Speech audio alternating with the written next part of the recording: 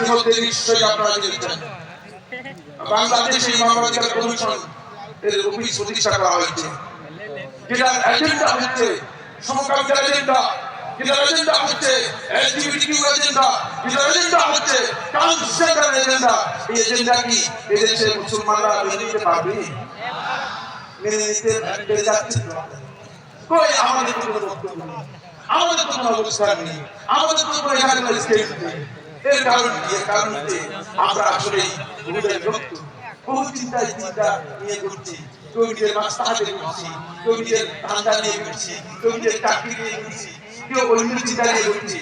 কিন্তু আমরা আল্লাহকে বলতে করার জন্য, ইসলামকে বলতে করার জন্য আমাদের যে অবস্থান হওয়ার কথা ছিল, সেই অবস্থানে আমরা যাচ্ছি না। এই কারণে এখানে বড় ধরনের সমস্যা হচ্ছে। আমার বন্ধুগণ, মানুষের মৌলিক অধিকারগুলো ওহীর মাধ্যমে নির্ধারণ করা হবে, ওহীর মাধ্যমে নির্ধারণ করা হবে। খেলাফতের মধ্যে